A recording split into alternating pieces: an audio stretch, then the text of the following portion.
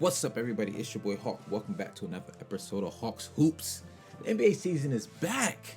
We are back. The NBA season is back. Last night was opening night. We got a bunch of games tonight. Last night, we had the Toronto Raptors play the New Orleans Pelicans, and then we had the Los Angeles Lakers play the Los Angeles Clippers. But before we get into that, I want to talk about a couple of things, just real quick, brief. First off, shout out to the dead homies out there. It seemed like there's so many people that are injured going into this season. We already know KD's out. They just announced that Klay Thompson is unlikely for the season. They just announced that Zion Williamson is out for about 6 to 8 weeks with a torn meniscus. Blake Griffin's out for the first 6 weeks of the season. Rondo is out right now. It just seemed like every team got somebody who injured. Victor Oladipo is still out. Just everyone is injured, and it's just sad to see because it seems like we're in a point where finally the Warriors dynasty is over and everyone feels like they have a chance to win, but not everyone is really at full strength. I'm not gonna hold you. I don't really know what the Warriors are gonna do if Klay Thompson don't come back the whole season. Steph and D'Lo are gonna have to carry a lot of the weight offensively, but I don't know what they're gonna do defensively because them two about to get pieced up by all these elite guards in the league. So every year the NBA tries to implement a couple of new rules, do a couple of different things. And one of the rules they implemented this year was that now that coaches can have a challenge. If they don't like a play, if they think a play was called wrong, they can challenge the play.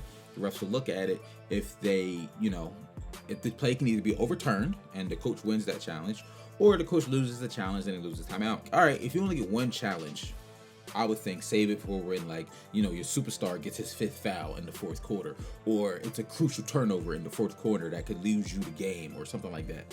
But no, the two challenge, I think there was only 2. There might have been more than one challenge, but the 2 challenges that I saw called last night, Frank Vogel called a challenge and Nick Nurse called a challenge, and both of them were wasted. Nick Nurse called his challenge, I want to say either in the 1st or 2nd quarter on some foolishness, like either out of bounds play. I don't even really remember what it was. It was so just unnecessary and just stupid. And then Frank Vogel wasted his challenge play on, I want to say it was Dwight Howard loose ball. I'm like, first off, we all know I'm a huge Dwight Howard fan, but I'm not wasting no challenge on Dwight Howard. One, you still got JaVale McGee and Anthony Davis. If he fouls out, you still got 2 other bigs who can play. 2, he's not really that integral to your offense or defense. I mean, defense, he's solid, but he's not really integral to your play style. And 3, it was like the 1st quarter, bro. They wasted that challenge in the 1st quarter in a game that, I don't really know if there was any real, I'd say, ticky-tack fouls at the end of the game that maybe cost the Lakers the game. But in a game that was really close at one point and ended up being pretty, game that kind of went down the wire until they kind of lost it, I would have saved that. That's just me. I think coaches got to be better about how to use these challenges. I'm very curious to see when a challenge is going to be used on, a game-winning drive where a player thought he got fouled and then they don't, they called a foul and the coach maybe uses the challenge and they didn't realize it's not a foul. So that could be very, very interesting to me. Another quick aside, while we're on the topic of rules, a lot of times the NBA practices these rules, well, I won't say practices. A lot of times the NBA tests out these rules in the G League. Right now they got this rule going in the G League that they're testing out this season that I think it's only in the first half of the game or the first 3 quarters of the game.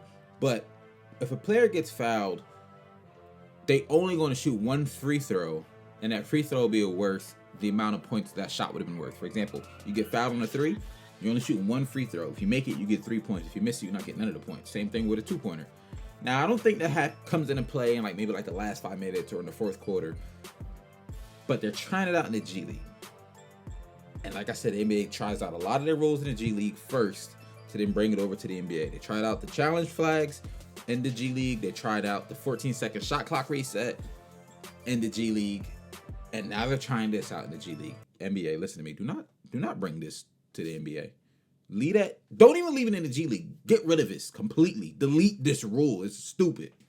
It's all in the effort to make the game go faster, which is understand. They don't want, the players to, they don't want, the fans to get annoyed with how long the game is. But to me, NBA games really ain't even that long. They late. Don't get me wrong. Being on the East Coast, they late. That Lakers Clippers game didn't even start till 10:30 last night. But they're not long. So get into the games really briefly from last night, especially that Pelicans Raptors game. I feel like if Zion was playing, the Pelicans would have won. That's just me. The game was close pretty much the whole time, back and forth, ebbing and flowing. The Pelicans players look good. I thought they were already solid players, and they, proved that, and they look good. The way they lost was, I think they had some execution problems in the fourth quarter. The veterans from the Toronto Raptors stepped up. Even Fred VanVleet, at this point, when I say veteran, I'm including him because he stepped up big. He stepped up big in the finals last year, and once you step up big in the finals, you're a veteran. I don't care how many years you've been in the league. And the Raptors were able to, pull that win off. A little questionable coaching decision by Nick Nurse to have Norman Powell. I want to say that's his first name, but Powell shot the attempt at a game winner with Kyle Lowry and VanVleet on the floor. And it was like 4 feet behind the 3-point line, and he missed, obviously, so they went to overtime. But then the Raptors were able to clean it up in overtime. The Lakers and Clippers game. I'm going to tell you right now, this is the NBA that I've been missing. This is the NBA that everyone has been missing for at least the past 3-4 years now. That game felt like... Watching that game was more exciting than watching probably 80% of the finals games that we've seen in the last 4 or 5 years. Probably 80%. There was just a constant back and forth. There was an ebb and flow. There was times when the Lakers seemed like, oh my goodness, like the front court in the Lakers is scary. I was talking to my boys, and we were comparing the Lakers to the Clippers like everyone has been, all day today and even before today. And this is the conclusion that we kind of sort of came up with. The Lakers front court is scary. You got LeBron, you got AD, and then you switch out either Dwight Howard, JaVale McGee. So defensively, between them four, they should be able to out-rebound everybody. They should be able to protect the rim well. Between LeBron and AD, they should be able to score. Maybe throw a couple of lobs to, McGee and Howard. But their front court is scary. But that back court is, especially right now without Rondo, in my opinion, is a little iffy, especially defensively. Now, on the flip side, to me, the backcourt situation is kind of where the Clippers are, really good, really locked in, and scary. Because you got Lou Will, you got Patrick Beverley, you got Paul George, you got Landry Shamet, who I want to say started last night, but when Paul George comes back, he's definitely going to go back to the bench to give him some crazy depth. And then, although, the small forward position is considered front court, I'm just going to throw Kawhi into the backcourt just for the sake of this argument. And like I said, there were times when both teams seemed dominant. There were times when both teams seemed just, whew. Anthony Davis was getting what he wanted in the paint in the first half. LeBron James was kind of getting what he wanted to paint in the first half. You can see the size difference impacting the Clippers in that first half. And then in the second half, you saw the heart, the grit and grind of the Clippers show up. Montrez started playing bigger than he was. Patrick Beverley took a charge on Anthony Davis when he was going full speed. Patrick Beverley got a rebound. It wasn't really over LeBron, but LeBron was next to him. It was a missed free throw. LeBron definitely should have got that rebound. Patrick Beverley got it, extended the Clippers' possessions. There were multiple times throughout the game where the Clippers were getting multiple offensive rebounds to extend their possessions, to run some clock. And this one, they were already up. And so the Lakers were, in scramble mode, but they couldn't get the ball. They just couldn't rebound. The Clippers were out hustling them and out rebounding them, which, in my opinion, there's no excuse for that, considering the height differential between the Lakers and the Clippers. I'm not going to come in here and make some bold predictions saying one team is way better than the other based on this game. I believe I said before that for me, I like the Clippers better than the Lakers anyway. It's not based on this game. I think that the Lakers have further to go chemistry-wise to get to where the Clippers were. Because if you watch the Clippers last night, they really kind of sort of were running the same sets they ran last year. They played the same brand of basketball they played last year. They just added, probably the top 3 player in the league in Kawhi Leonard to that system, which is only going to make it better. Now, if they can continue to do that, play that same system, and then just add Paul George to that when he's healthy and comes back, that'll be really good. But the Lakers, they got to, get some continuity together, figure out how to play together. I think AD and LeBron have to continue to work out some kinks and continue to work together.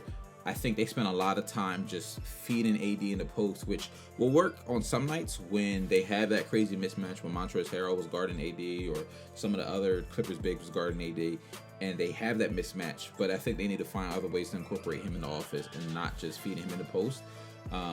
because the way this league is played is more, it's more threes than twos. Danny Green was great for them last night, but they cannot expect him to do that every night. They can't bank on him. The fans can't bank on him doing that, and the players can't bank on him doing that. But overall, I'm super excited for this NBA season. I stayed up to about 2 a.m. last night because not only did I stay and watch the game, but then I stayed up and watched Ernie, Shaq, Kenny, and Chuck talk about, the game that I just watched. I'm excited for basketball season. This summer was dry without it, and I'm excited for it to be back. Thank you guys so much for watching, and I'll see you in the next one. I'm out. Peace.